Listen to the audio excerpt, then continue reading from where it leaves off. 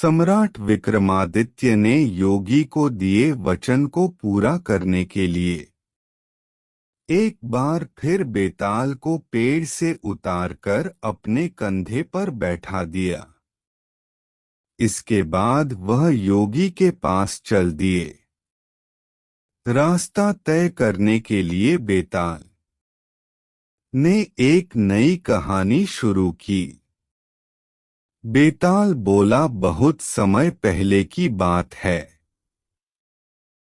विशाला नाम के राज्य में पद्मनाभ नाम का एक राजा राज किया करता था। उसी के राज्य में एक साहूकार रहता था। उस साहूकार का नाम था अर्थदत्त। अर्थदत्त की एक सुंदर लड़की थी, अनंगमंजरी। अनंगमंजरी जब बड़ी हुई तो साहूकार ने मणिवर्मा नाम के एक धनी साहूकार से उसका विवाह कर दिया।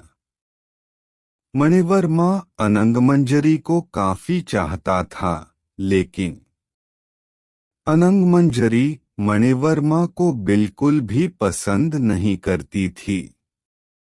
एक दिन मणिवर्मा किसी काम से अपने राज्य से बाहर गया था और अनंगमंजरी अकेली थी।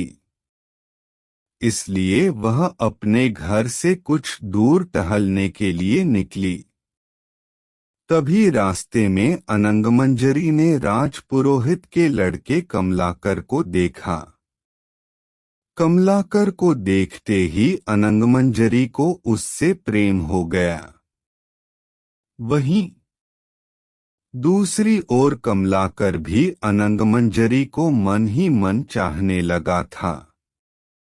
अनंगमंजरी बिना देर किए महल के बाग में जाती है और चंडी देवी को प्रणाम करती है। अनंगमंजरी चंडी देवी से हाथ जोड़कर प्रार्थना करती है, हे माता, अगर मैं इस जन्म में कमलाकर को नहीं पा सकी तो अगले जन्म में मैं उनकी ही पत्नी बनूं।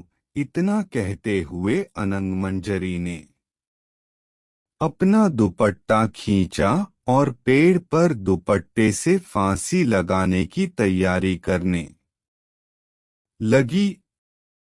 तभी राज्य की दासी और अनंगमंजरी की सहेली वहां आ गई।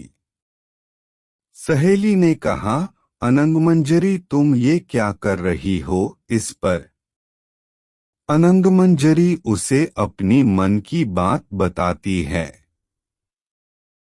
यह सुनने के बाद सहेली कहती है, तुम बिल्कुल भी परेशान न हो। जल्द ही मैं कमलाकर से तुम्हारी मुलाकात करा दूंगी। सहेली की यह बात सुनकर अनंगमंजरी रुक गई। अगले ही दिन अनंगमंजरी की सहेली ने कमलाकर के साथ उसकी मुलाकात का प्रबंध किया। दोनों एक दूसरे से मिलने बाग में पहुंचे। दोनों ने एक दूसरे को देखा और खुद को रोक न सके। कमलाकर बेताब होकर अनंगमंजरी की ओर दौड़ा। कमलाकर को अपने नजदीक आते देख अनंगमंजरी की धड़कनें तेज हो गईं और मारे खुशी के उसकी धड़कनें ही रुक गईं। अनंगमंजरी को मरा देख कमलाकर भी बहुत दुखी हुआ, जिससे उसका दिल फट गया और वह भी मर गया। इस बीच मणिवर्मा भी वहां पहुंच गया और अपनी पत्नी को दूसरे आदमी से साथ मृत पड़ा देख बहुत दुखी हुआ। वह अनंगमंजरी को बहुत चाहता था। इसलिए उससे अपनी पत्नी का वियोग सहा नहीं गया और उसने भी प्राण छोड़ दिए। यह सब देख चंडी देवी स्वयं वहां प्रकट हुई और सबको दोबारा जीवित कर दिया। इतना कहकर बेताल बोला, बता विक्रम, इन तीनों में सबसे ज्यादा प्रेम में अंधा कौन था? जब विक्रम कुछ नहीं बोला तो बेताल ने फिर कहा, बता विक्रम, प्रेम में अंधा कौन था? बेताल के बार बार पूछने पर विक्रम ने कहा, सुनो बेताल, सबसे ज्यादा प्रेम में अंधा था मणिवर्मा। वजह यह है कि अनंगमंजरी और कमलाकर अचानक मिले और वह उस खुशी के कारण मरे।